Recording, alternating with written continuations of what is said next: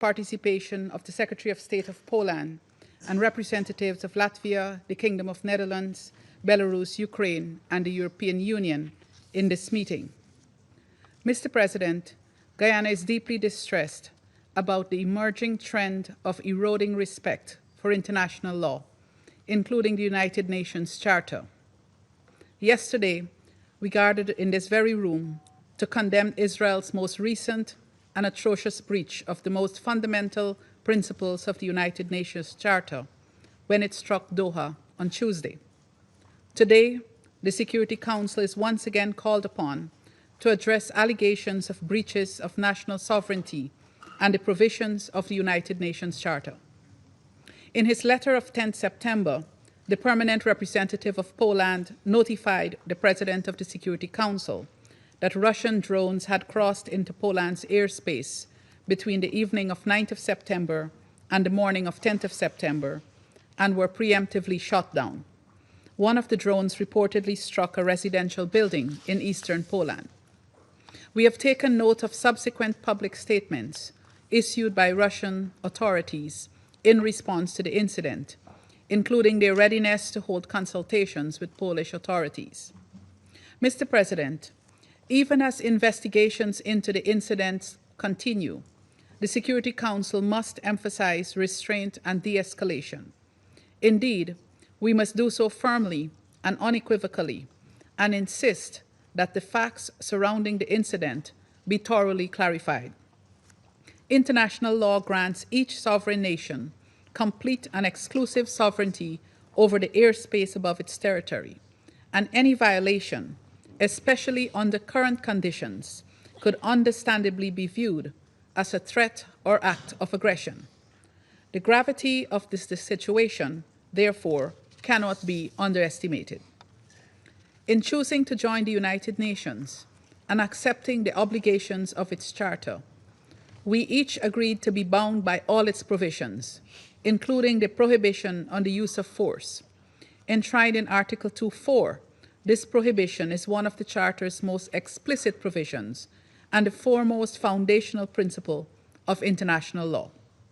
Guyana therefore reiterates that every member state of the United Nations has an obligation to uphold these principles of the UN Charter and the wider body of international law.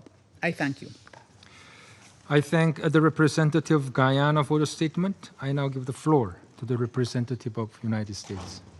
Thank you, Mr. President, and thank you, Undersecretary General Rosemary DiCarlo, for your briefing, and I welcome the participation of the Secretary of State of Poland. On September 10th, Russian military drones violated the airspace of Poland, a NATO member. The United States stands by our NATO allies in the face of these alarming airspace violations. The United States is consulting with Poland and our other NATO allies under Article 4 of the North Atlantic Treaty. And rest assured, we will defend every inch of NATO territory. This incident does not help the extraordinary efforts that the United States has undertaken in recent weeks to broker an end to the war. Since the Alaska summit between President Trump and President Putin on August 15th, Russia has intensified its bombing campaign against Ukraine, resulting in loss of life and damage to civilian infrastructure. These actions, now with the addition of violating the airspace of a U.S. ally, intentionally or otherwise, show immense disrespect for good faith U.S. efforts to bring an end to this conflict. We urge Russia to renew and live up to its commitment to diplomacy by seeking an immediate end to hostilities through direct negotiations with Ukraine.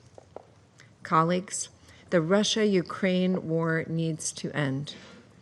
We cannot risk it escalating into a broader conflict. Russia must demonstrate its seriousness by taking immediate, concrete steps toward peace. I thank you. I thank the representative of the United States for the statement. I now give the floor to the representative of Somalia.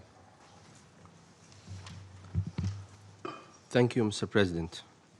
I also thank USG